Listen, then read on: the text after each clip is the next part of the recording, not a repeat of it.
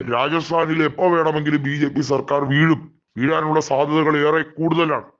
കാരണം വസുന്ധരയെ ഒരു ഗതിയും പരഗതിയും പിടിക്കാൻ അനുവദിക്കാതെ BJP നേതാക്കൾ, പ്രത്യേകിച്ചും അവിടുത്തെ രാജസ്ഥാനിലെ തന്നെ 2 ദേശീയ നേതാക്കളുണ്ടല്ലോ, ഗജേന്ദ്ര സിംഗ് ഷെഖാവത്തും അർജുൻ റാം മേഘ്വാളും, ഇവർ രണ്ടുപേരും ചേർന്നാണ് രാജസ്ഥാനിലെ കാര്യങ്ങൾ തീരുമാനിക്കുന്നത് എന്ന് വെച്ചാൽ വസുന്ധരയുടെ ഫാൻ ബേസ് എന്താണെന്നുള്ളത് നരേന്ദ്രമോദിക്കും അമിത്ഷായ്ക്കും അറിയാത്തതല്ലല്ലോ. അതുപോലെ തന്നെയാണ് ഛത്തീസ്ഗഡിൽ ഡോക്ടർ രമൺ സിംഗ് മാറി നിൽക്കുന്നു എന്നതേ ഉള്ളൂ. എപ്പോ വേണമെങ്കിലും ഒരു പൊട്ടിത്തെറി സംജാതമാകും. ഒഡീസയിൽ നവീൻ പട്നായിക്കിന് ചില കാര്യങ്ങളുണ്ട്. 14 കോൺഗ്രസ് MLA മാരും 50 BJD MLA മാരുമാണ് പ്രതിപക്ഷത്തിരിക്കുന്നെന്ന് ഓർക്കണം. കേവല ഭൂരിപക്ഷം മാത്രമേ BJP ഒഡീസയിലുള്ളൂ. ഇതിൽ എന്താണ് ഇത്ര ബോധ്യപ്പെടാതിരിക്കാനുള്ളത്? വളരെ കൃത്യമായി അളന്നു മുറിച്ച് പറയാം, ഈ 3 സംസ്ഥാനങ്ങളിലും BJPക്ക് ഏത് നിമിഷവും അടിതെറ്റാം, അടിപതറാം. ഇനിയുള്ള നിയമസഭാ തെരഞ്ഞെടുപ്പുകളുടെ അടിസ്ഥാനത്തിലായിരിക്കും MLA മാർ മറകണ്ഠം ചാടുന്നതും ഒക്കെ. രാജസ്ഥാനിൽ സച്ചിൻ പൈലറ്റ് ചില കരുനീക്കങ്ങൾ നടത്തുന്നുണ്ട്.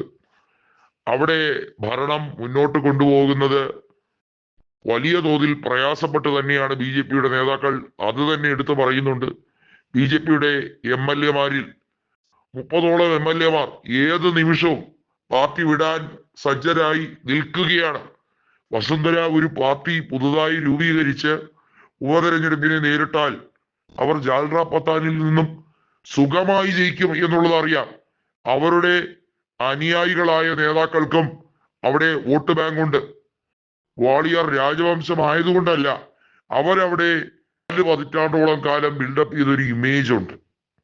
അവരവരുടെ 30ാം വയസ്സിൽ വളരെ സ്ഫുടമായി രാഷ്ട്രീയത്തിൽ ഇടപെട്ട് BJPയുടെ സംസ്ഥാന അധ്യക്ഷയായി ആ പാർട്ടിയെ അധികാരത്തിൽ നിരവധി തവണ എത്തിച്ച ഒരു നേതാവ് കൂടിയാണ്. അവരെയാണ് ഒരു രീതിയിലും പ്രാധാന്യമില്ലാതെ തഴയുന്നത്. ഛത്തീസ്ഗഡിനെ സംബന്ധിച്ചിടത്തോളം ആ സംസ്ഥാനം രൂപീകൃതമായതിനു ശേഷം BJP മന്ത്രിസഭ ഉണ്ടാക്കിയത് ഡോക്ടർ രമൺ സിംഗ് ആണ്. അദ്ദേഹം തുടർച്ചയായി വിജയം ആവർത്തിച്ചു. ഒഡീസയിൽ ഇപ്പോൾ ഭൂരിപക്ഷത്തിലാണ് എന്ന് കരുതി BJPയുടെ ഏത് MLA മാർ വേണമെങ്കിലും മറുകണ്ഠം ചാടാം. ആ അവസ്ഥയാണ്. കാരണം നവീൻ പട്നായിക്കിന് കളികൾ നന്നായി അറിയാം എന്നതുകൊണ്ട് തന്നെയാണ്.